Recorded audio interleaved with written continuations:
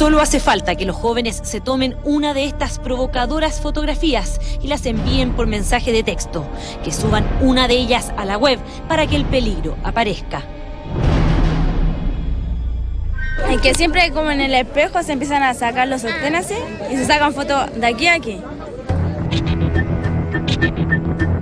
El fenómeno juvenil, conocido como sexting, mantiene a la policía atenta. Puede ser el primer paso para que un adulto extorsione en línea a un niño y luego este, bajo amenaza, acceda a peticiones de connotación sexual frente a una webcam.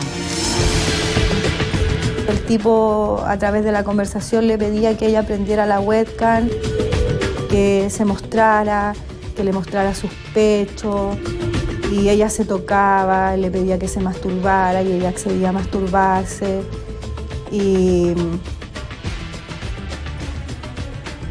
después ya las conversaciones eran, o sea, él le empezaba a hablarle como que ella hubiese sido una niña adulta, como que era una adulta la que tenía al otro lado. Sentí que le habían robado toda su inocencia. Tuvimos acceso a perfiles falsos en las redes sociales, detectados por la PDI. Tienen foto, nombre y edad trucados, que no pertenecen precisamente a estas niñas. Fuimos testigos, además, de cómo una de estas simples fotos termina en un portal de pedófilos y pornografía infantil. No tienen miedo, posan con o sin ropa y en cosa de segundos multiplican la fotografía o video enviándoselos a sus amigos y supuestos conocidos. El problema es que esa fotografía, una vez que ya está en la red, queda por siempre. Puede utilizar esa fotografía justamente para realizar un enganche de tipo sexual. Estas imágenes pueden llevar a que la persona sea extorsionada. Ya le pueden solicitar más imágenes un poco más fuertes, más subidas de tono, puede derivar en lo que es pornografía infantil.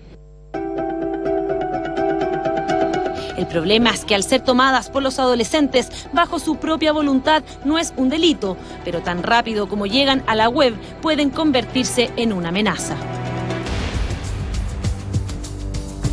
Los límites se rompen incluso a la hora de copiar o tomar fotos de niños con sus padres en la playa, como las que detectó la PDI en un portal de pornografía infantil. Aquí hay un ejemplo, chilena, latina, 11 años. ¿Ya? Ahí se ve a la menor tomándose fotografía para una persona, ya en especial recopiló estas fotos pueden haber estado subidas en una red social, la publicó en un portal de pornografía infantil. Se puede apreciar acá uno joven con traje de baño. En esta imagen están los padres jugando con su hijo. Pero el peligro puede estar incluso fuera de las manos de un pederasta. El grooming o extorsión por parte de un adulto hacia un niño vía online, obligándolo a actuar sexualmente frente a una webcam, no necesariamente es cometido por un pedófilo.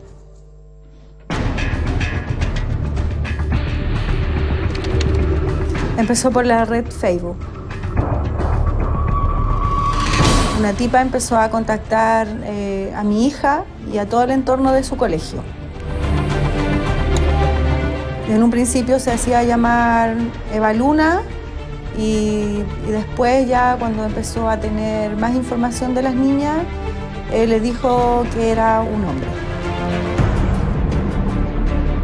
La hija de Andrea nunca supo realmente a quién tenía al otro lado de la red. Tiene solo 11 años y simplemente confió. Y ya ahí ya empezaron las conversaciones más, digamos, más íntimas, porque empezó a averiguar cosas de la niña. Más que nada familiares, como para tener información y después llegar al minuto de poder, con esa información, amenazar a la niña. Con todos los datos en la mano, la amenazó. Si no se sacaba la ropa a través de la webcam, mataría a su familia. La policía de investigaciones logró dar con el paradero del acosador. La conexión venía de otro país. Nosotros tenemos que revisar nuestro acuerdo de protocolo de cooperación internacional que existe entre Chile y los demás países que han suscrito algún tipo de acuerdo de esta naturaleza para poder facilitar la investigación.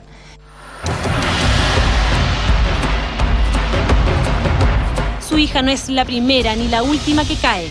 En estos videos se aprecia la inocencia de algunos niños. Suelen creer que al otro lado de la webcam hay alguien de su edad.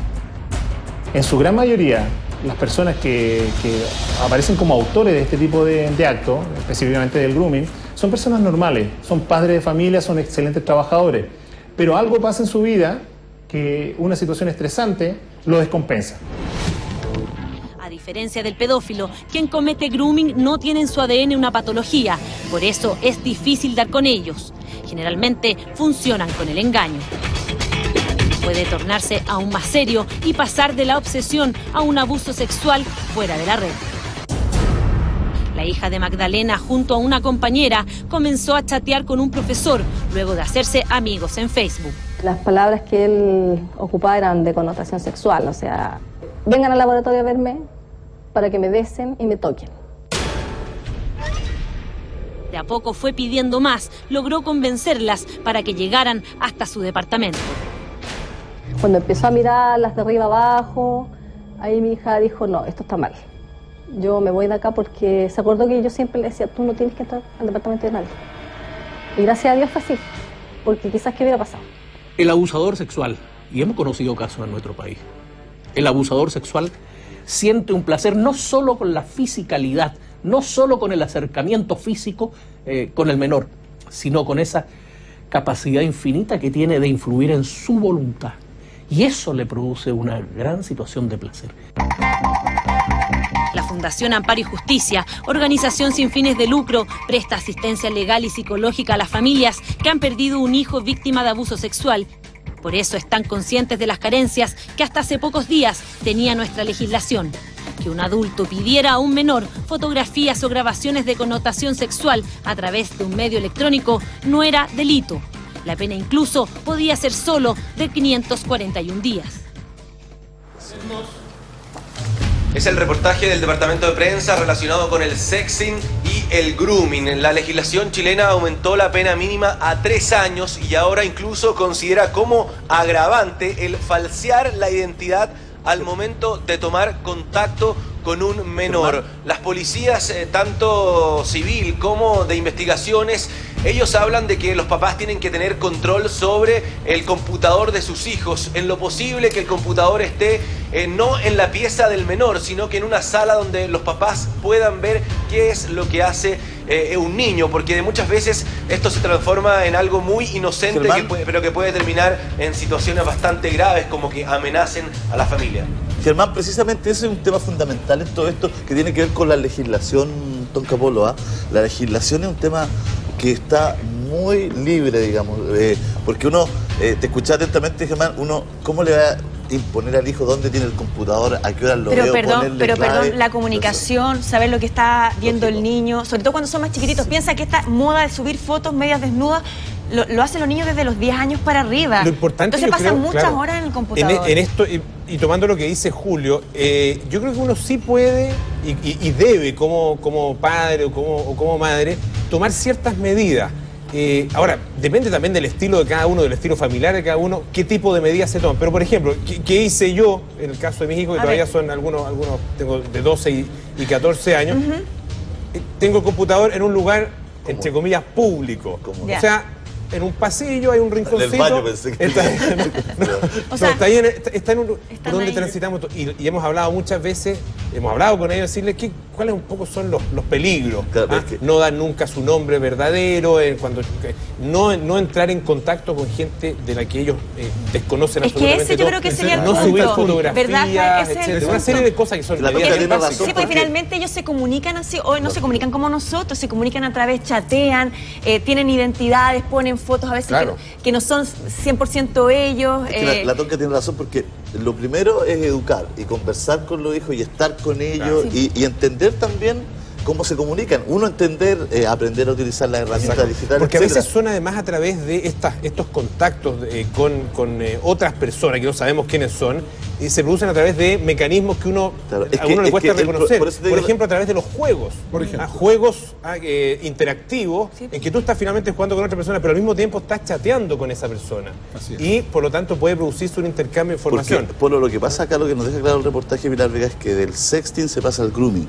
Y ahí está o sea, del sexting, de subir estas fotos de niños entre 10 y 15, 16 años, pasan adultos a ver la foto y ahí se transforma en grooming, ¿no? Y ahí los adultos se aprovechan.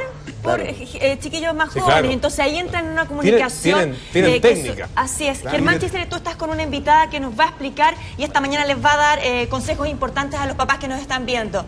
Sí, Tonka. Margarita Rojo, psicóloga forense de la Policía de Investigaciones, ya está con nosotros. Gracias por estar junto a nosotros. A ver, aquí hemos conversado un poco el tema de educación de los padres. ¿Qué tienen que hacer los padres para poder controlar o de qué manera educar a los niños de este fenómeno que traen las redes sociales? Buenos días, gracias por la invitación. Bueno, yo creo que para empezar el tema habría que destacar, ¿no es cierto?, que es importante que los padres entiendan, ¿no es cierto?, que los adolescentes y preadolescentes precisamente ellos buscan, ¿no es cierto?, configurar su identidad, particularmente la sexual, que está justamente en esta etapa de la vida, donde ellos van a querer mostrar, por ejemplo, aspectos sexualizados y particularmente porque también la cultura, el medio cultural está muy erotizado también. Por eso es importante hablar con los hijos directamente y ellos que tienen que entender que muchas veces cuando ellos se comunican en estas redes, ¿no es cierto?, donde ellos pueden subir estas fotografías, puede ser una antesala para el grooming, dado que en las redes nosotros encontramos personas, ¿no es cierto?, con características, por ejemplo, de pedofilia. Pero hay muchos niños que usan Facebook u otras redes sociales y que los papás no lo usan y no lo entienden mucho, pero eso ya forma parte de la comunicación de los adolescentes. ¿Qué no deben hacer? ¿Publicar su edad? ¿Publicar fotos en traje de baño, semidesnudos? Porque en definitiva también uno comparte fotos para mostrarle a los amigos lo que hizo en vacaciones, por ejemplo. Bueno, por eso mismo he explicado, o sea, es importante que los padres, ¿no es cierto?, hablen directamente de este tema, dado que ellos van a publicar este tipo de fotografías, pero lamentablemente hay personas inescrupulosas que van a estar utilizando estos aspectos de ellos. Ahora, ¿por qué es importante hablarlo? Porque justamente como están en la etapa de la sexualidad, ellos van a querer de alguna manera configurar esto. Ahora, también es importante que los padres controlen dónde van a estar los computadores, explicar, por ejemplo, que estas líneas de Facebook o de Messenger tienen acceso a otras personas, por lo tanto van a poder ser Margarita, las cosas que ellos suban. Nos escuchan. Margarita, bienvenida. Hay papás que, claro, que han entendido esta moda y se han hecho un Facebook. Y ahí han entrado entonces a la forma en que conversan los adolescentes. Y no es que espían, no quiero decir eso, pero sí conocen y empiezan a entender el lenguaje y cómo se comunican los jóvenes o los niños hoy día. ¿Eso es un buen consejo? Bueno, es un buen consejo que los padres lo comprendan, pero también tienen que entender que es muy peligroso, y no solamente para los adolescentes, para cualquier persona que suba fotografías, dado que en la web existen muchas personas que van a estar pendientes de estos aspectos. Pero Margarita, lo que pasa es que estamos conversando acá, uno nunca siempre puede regular los niños, porque los niños tienen el computador ahora en el colegio, en la sala de computación, en la casa de los compañeros, en la casa de los compañeros, en el teléfono de los amigos, claro, muchas veces tienen en el teléfono los más sofisticados, pueden meter, o sea, es muy importante la comunicación del padre a hijo, más que controlar, yo creo, el aparato, digamos, si bien es un buen paso quizás en la casa, pero es muy importante hablar con los hijos todos y en ese contexto explicarle, yo no sé si tú nos puedes dar luces sobre eso, de nunca llegar a una cita con las personas que de pronto por curiosidad los jóvenes asisten a lugares donde los invitan, etcétera. Después del sexting, ¿no es cierto?, empieza una comunicación con algunos adultos que se hacen pasar por menores, ¿o no? Bueno, pero precisamente yo explicitaba este aspecto, o sea, usted lo ha señalado bastante bien, es importante hablar y entender que los adolescentes comprendan este tipo de problemas porque, claro, como decía delante, es una antesala para el grooming. O sea, el grooming tiene que ver con el acoso, con la preparación para que una persona pueda acceder a conductas que lamentablemente van a incurrir en algún ilícito, en este caso el abuso sexual o prácticamente alguna violación. Y es importante que los adolescentes entiendan, y los preadolescentes, que cuando una persona se contacta de esa forma no accedan a las peticiones y que inmediatamente pueden parar y sobre todo entender que esto se puede denunciar. O sea, nosotros acá en la Policía de Investigaciones contábamos con el cibercrimen y por lo tanto se pueden detectar este tipo de ilícitos. Por eso es importante no llegar a eso, sino que estar súper comunicados y atentos a lo que pasa con los más chicos en la casa. Gracias, Margarita Rojo, y también gracias a ti, Germán Chisler. Nos vemos. Muy amables.